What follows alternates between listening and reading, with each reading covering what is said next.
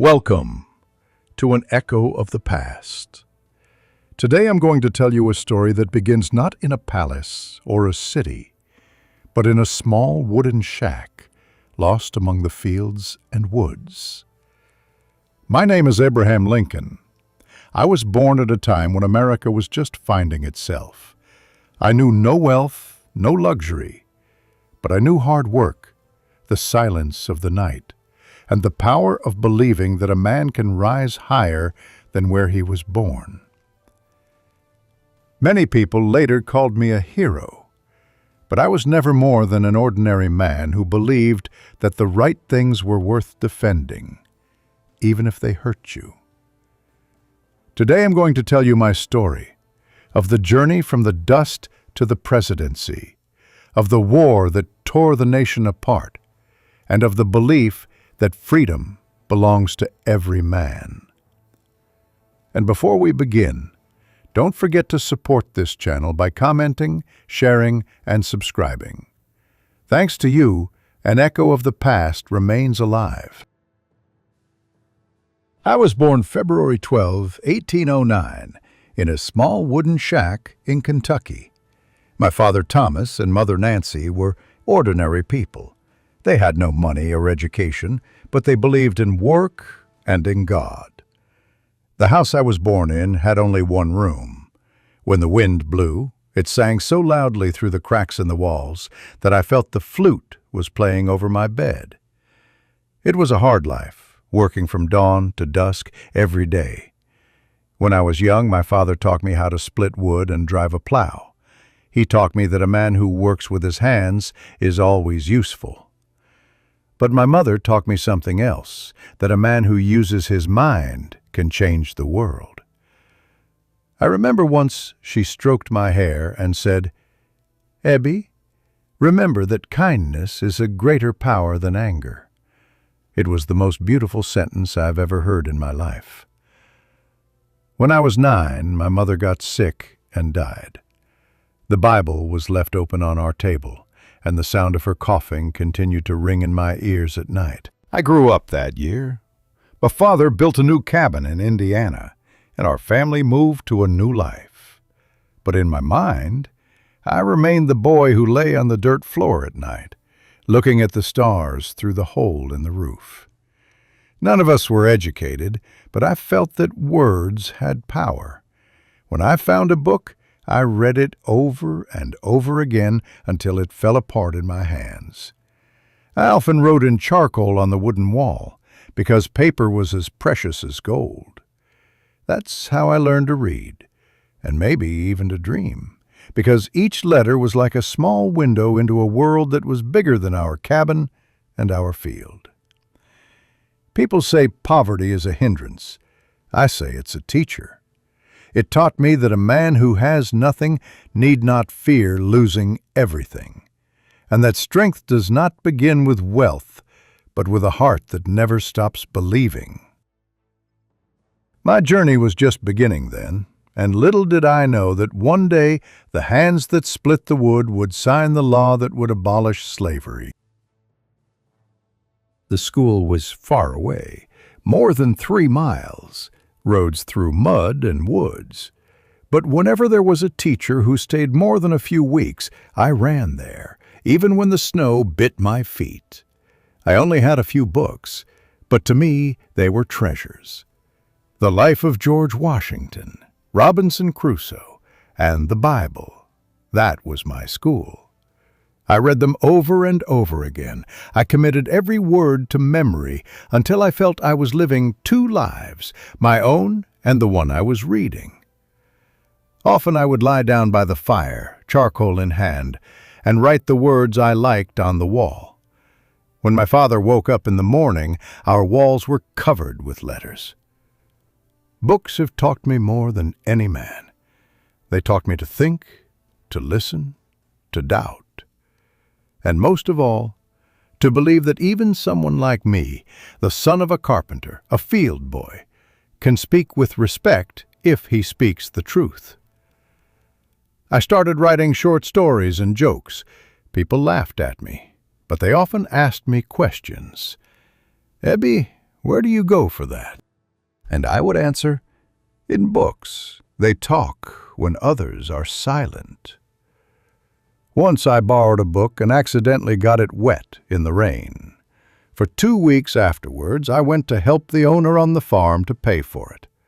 I never regretted it, because it was that book, The Life of Washington, that showed me that honor is worth more than money. When I was 10, my mother's sister Sarah used to say I had eyes that looked away from everyone else. Maybe she was right, because I've always looked somewhere over the horizon, where dreams are born. And in those dreams, he wasn't just a boy in the woods anymore. There was a man who could change the world with words. I didn't know then that those words would one day lead me to the White House. But I did know one thing, that every letter a man understood was another step toward freedom. When I was 17, I left home. My father blessed me, but he didn't say a word more. He was a man who had more calluses than sentences, and I inherited that from him. The first weeks I worked wherever I could, in the fields, by the river, at the axe. I knew every stroke of wood, every silence of the forest. I often slept in the open. Looking up at the stars, I thought that maybe all those points of light were the souls of people who had once hoped as I had. I got my first big job on the Mississippi River. I helped guide a freighter all the way to New Orleans. There I saw for the first time a world that was different from our own. Streets full of music, people and smells I didn't know. And something that would be etched in my memory for the rest of my life. Slaves. Men chained, children sold as commodities, women with eyes broken by silence. I stood there, unable to move. I had never seen anything like it before. I told myself that day that if the world was to be just, this must have no place in it. When we came back, I became a man, even though I was barely 20.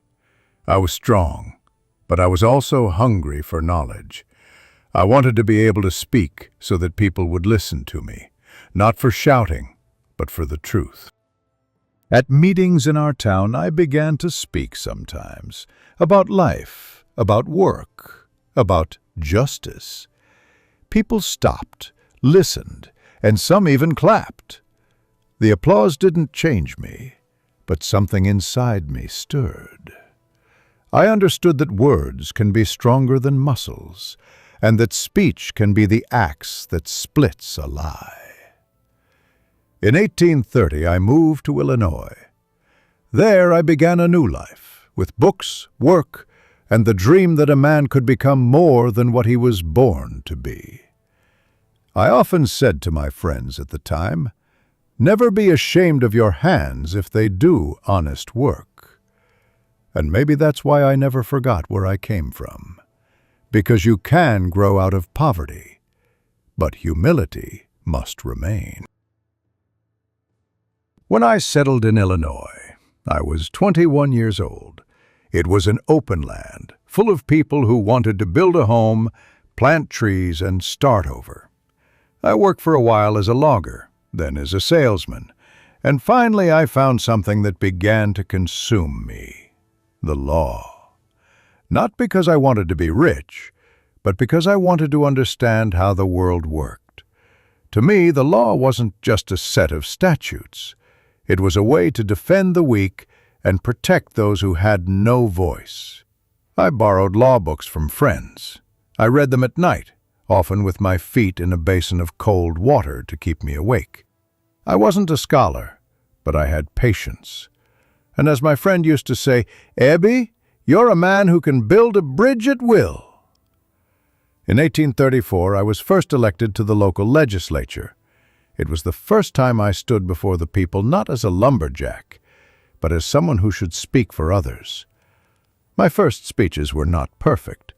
Sometimes my voice shook, sometimes I forgot what I wanted to say. But I learned one thing. People will forgive you for anything if they feel you are speaking from your heart. A few years later, I passed the bar exam and opened an office in Springfield. I was an attorney who had a suitcase for an office and a horse for a secretary. I traveled around small towns and argued cases for everyone who could, or rather couldn't, afford me. Many people asked me, "Ebby, why are you doing this if you're not getting anything out of it?" And I answered, "Because justice is worthless, and if it did, a poor person could never buy it." My work supported me, but not always easily. I once defended a man who was wrongly accused. When I defended him in court a few days later, I proved that the witness had lied. The man burst into tears and kissed my hand.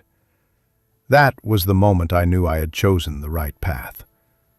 I didn't know then that this little courtroom had taught me more about people than all the books put together, and that the law is not about paragraphs, it's about conscience.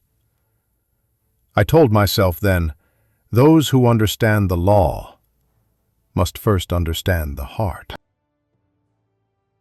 Politics was never a dream for me, but perhaps it was my destiny. When I first became a member of the Illinois legislature, I had more scars on my hands than experience. Others had education. I had common sense, and that's been good enough for me so far. I sat quietly in my first meetings. I watched, I listened, I took notes. I was learning how the people who rule speak, and how few of them really listen. I often thought about those who elected me. They weren't the rich or the bourgeois. They were farmers, artisans, women who sent their sons to work instead of school. People who believed that someone like me could speak with their voice. One day after a meeting, an old man came up to me and said, "Mr. Lincoln, you don't talk like a politician. You talk like us." It was the greatest compliment I've ever received. That's when I met the woman who changed my life, Mary Todd. She was smart, educated, direct. She saw more in me than I dared hope. When we married in 1842, many said we were a couple like fire and water. Maybe they were right. Our marriage wasn't easy, but Mary always saw something in me that I didn't see in myself. The president. I didn't believe it at the time. I was a man who could barely pay the rent, and she was talking about the White House. Yet I felt something was beginning to change in the world. The issue of slavery was growing like a storm on the horizon. Every state had its opinion, every politician his truth. I had only faith that freedom was not a matter of choice but of conscience. In 1846, I was elected to Congress. It was a small step for a man who once couldn't even write, but a big step for a boy from a shanty town in Kentucky. In Congress, for the first time, I spoke out against the expansion of slavery. Some people applauded. Others left the room. But I knew I had to stand firm, because truth is not about the majority. Truth is about conscience. After the end of my term, I returned to the law, thinking that politics was behind me. But the world didn't ask me what I wanted. The question of slavery spread through the land like fire in dry grass. Every town, every newspaper article, every speech revolved around one thing. Does a man have the right to own another man? When I heard it advocated in the name of tradition or profit, I felt something stir within me. In 1854, the so-called Kansas-Nebraska Act was passed. That law allowed each state to decide for itself whether slavery would be allowed. For many, it was the solution. For me, it was a disgrace. And so I started talking again. In town squares, in schools, in churches. I spoke calmly but firmly. I said that a nation cannot be half free and half enslaved. Some called me a dreamer, others a troublemaker. But people began to listen. In 1858, I campaigned against Stephen Douglas, the famous senator. Our debates became known all over the country. He defended the right of the states to decide on slavery. I defended the right of man to be man. I didn't win the election, but I won something more important, the trust of the people. 2 years later, in 1860, when the Republican Party was looking for a presidential candidate, the name that came up was simply Abraham Lincoln. When they announced it to me, I thought they were joking. But it wasn't a joke. They said I was a man of the people who understood the people. And so I accepted the nomination, not out of pride, but out of duty. On Election Day, I didn't expect to win. But that evening, when I received the news of the results, the world stood still for a moment. I stood in the silence of my house in Springfield and said only, "May I have the strength to bear what is coming." And then I became president of a divided nation. America was divided, north and south, freedom and slavery, faith and profit. Each had its truth, and each of those truths stood on blood. Shortly after my election, one by one, the southern states began to secede from the Union. In January 1861, the first guns sounded in Charleston. Thus began the Civil War. I didn't want it. I never wanted to fight. But when it was unleashed, I knew I couldn't retreat. "A nation divided within itself cannot stand," I said in my speech that day. And those words were not the speech of a politician, but the prayer of a man trying to hold his home together. In the first months, I did not sleep. News from the front came every day. The names of the fallen grew faster than my breath. On my desk were letters from mothers who wrote to me about their sons, and I answered them. Each letter was like a nail in my heart, but I never missed one. My wife Mary was worried about me, about our children, about the nation. Sometimes she cried at night when she thought I was asleep. But I knew I had to hold on. I had only faith on my side, in people, in God, and that the right thing has the power to survive even in hell. Sometimes I'd sit in my office in the White House and hear church bells ringing in the distance. And I thought, perhaps it's not too late for our nation to learn to sing again. The war lasted longer than anyone expected, and I was changing with it. My hair grew gray, my face fell, but my heart remained as hard as oak. Every day I asked myself if I had the right to send more men into battle. But whenever I remembered those bound hands I once saw in New Orleans, I knew I had to go on.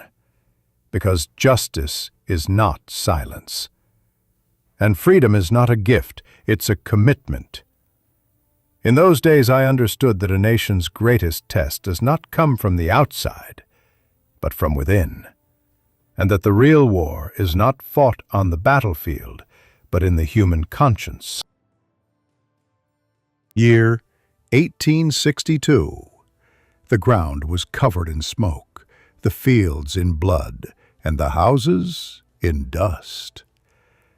My soldiers, my sons, as I used to call them, were dying by the thousands. The war divided not only states, but families. Brother fought against brother, father against son. I never knew the word victory could sound so hollow. Every day they brought me lists of the fallen. I had so many names on my desk I stopped reading. When I looked in the mirror, I didn't recognize myself. My hair had turned gray. My eyes had lost their calm. But I had to go on. One day I visited a hospital in Washington. There were wounded people lying everywhere, their faces pale, their bodies broken. One young soldier grabbed my hand and whispered, "Mr. President, tell your mother I was brave." I couldn't answer him. I just nodded. When I walked out, I felt that I was carrying not only the government on my shoulders, but all their pain. Every night I wrote letters to the families of the fallen. I knew that no words could comfort a mother who had lost her son, but I wrote anyway. To write was to breathe.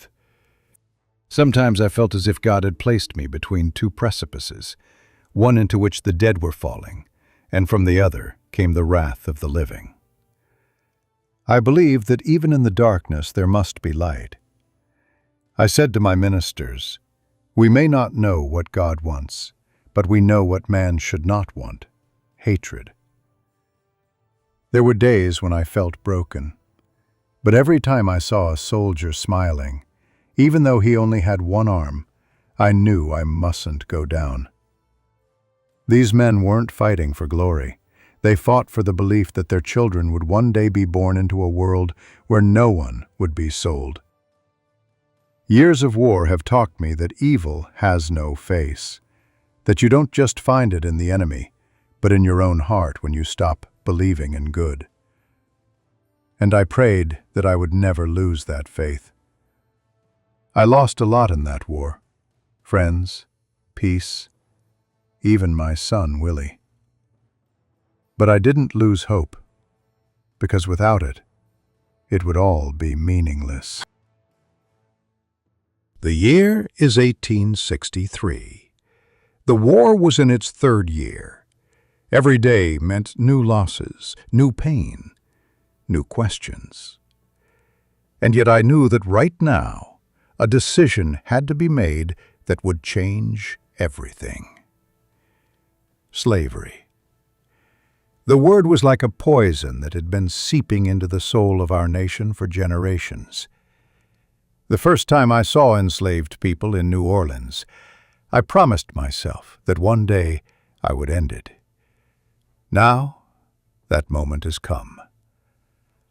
Some of my advisors were afraid.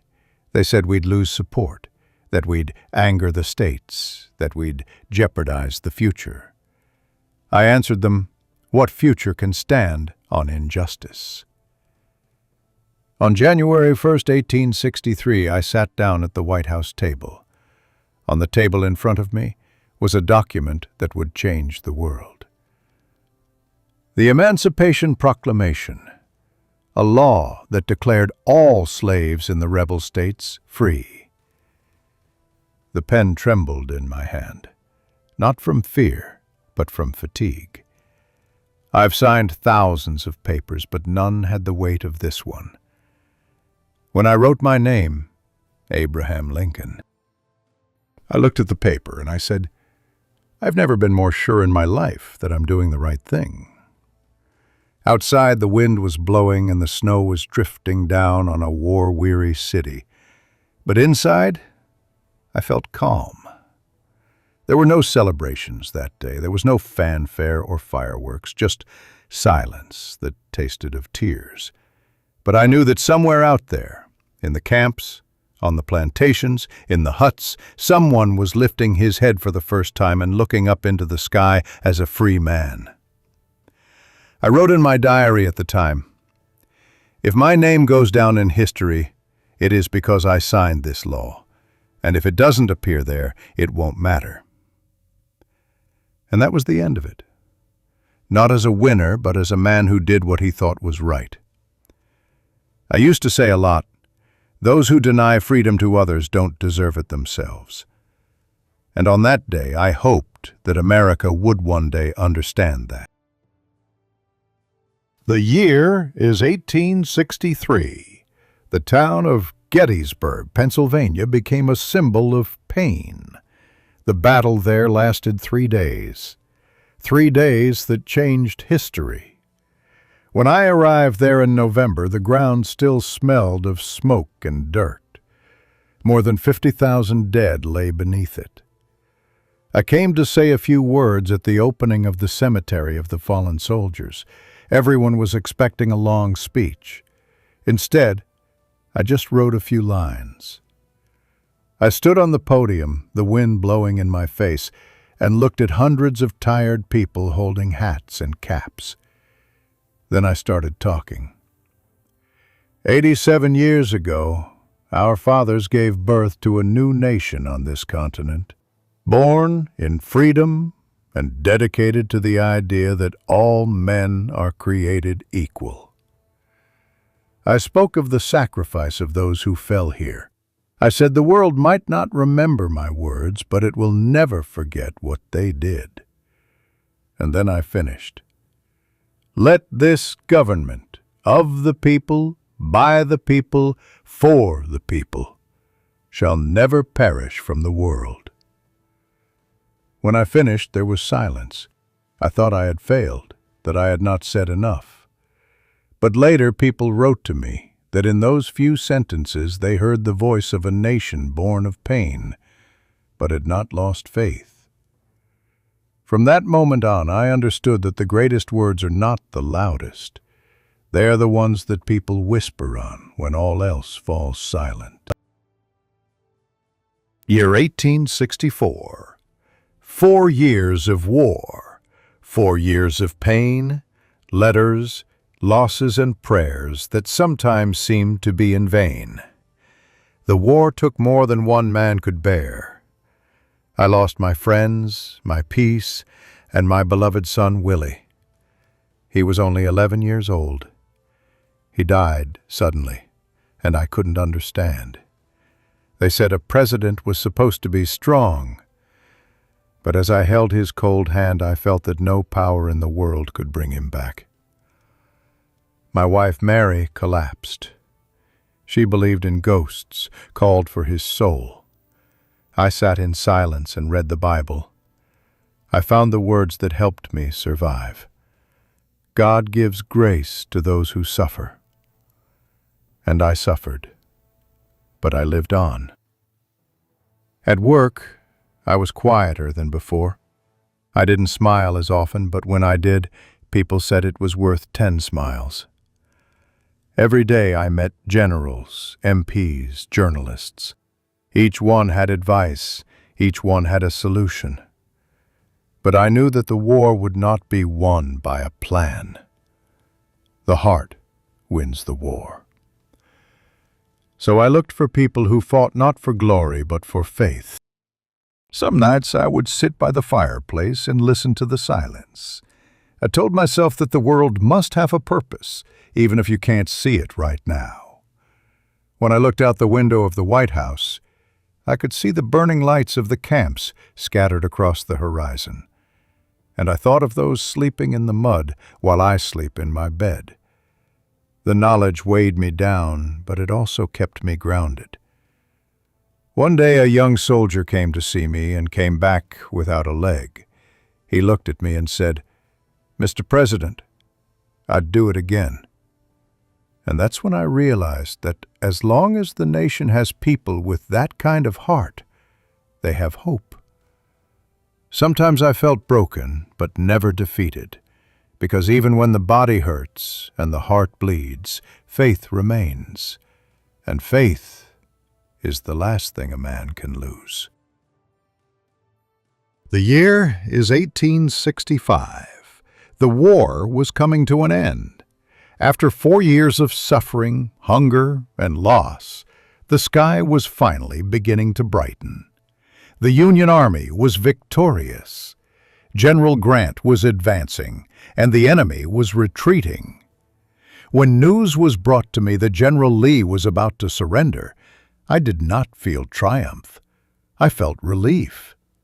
I said to my men at the time, "Let us not accept surrender with pride, but with humility." I knew the war was over, but the wound it left would take a long time to heal. April 9, 1865, General Robert Edward Lee surrendered at Appomattox. I did not celebrate victory that day, but pleaded with my fellow citizens for reconciliation. I said, with malice toward none, with mercy for all, let us do what is right, as God lets us know. People sang, Towns celebrated, soldiers embraced. I went back to the White House and sat by the window.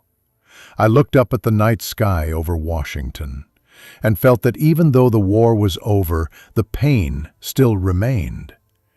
I told myself that now we had to start a new battle, a battle for healing. America needed forgiveness more than it needed guns. As I walked the streets the next day, people greeted me, called my name. One little boy handed me a bouquet of violets and said, "Mr. President, everything's going to be all right now, isn't it?" I smiled at him and replied, "I hope so, son. I hope so." That day, for the first time in a long time, I felt at peace. I had no idea it would be the last time. The day of April 14, 1865 began like any other. The sun was shining on a city that was finally breathing again after years of war. People were laughing, singing, hugging. I had a peace in my heart that I hadn't known in years. In the morning, I told my wife, Mary, "I think God will let me rest now." I had no idea how close that was to the truth. That evening, we went to Ford's Theater. They were playing a comedy. People were laughing. I was smiling with them. When the curtain went up, I felt the world was beautiful again. When the play was coming to an end, a man I didn't know walked into my box. John Wilkes Booth, an actor, a familiar face from the stage. He was convinced he was killing a tyrant, that he would avenge the South and restore honor to those who had lost. I never saw him, never did anything to him. But there was no room in his heart for the truth, only hatred. He stood behind me, raising his gun, and pulled the trigger. The sound that divided the world. I fell forward, Mary screamed, and a chaos that I never heard before erupted around us. They say I was transported to the house across the street. There I lay while the city kept watch. People stood in the streets, holding hands and praying. When I opened my eyes for the last time, I heard Mary whisper my name. And then the light came. My story was over, but what I lived for remained. I believed the world could be better, that freedom was a gift to be cherished, and that even the quietest voice could change history. I often say that we are not great because we are powerful, but because we are righteous. And if there's anything left of me, let it be faith that men are capable of good. My story is over, but what I lived for lives on. I believe that every person has the power to change the world, not with the sword, but with the heart. If my words speak to you, don't forget to support this channel. Like, subscribe, share. You are helping to ensure that an echo of the past do not fade into silence. Every comment, every share gives these stories new life. I have already spoken. Now it's your turn. The past whispers. The future listens.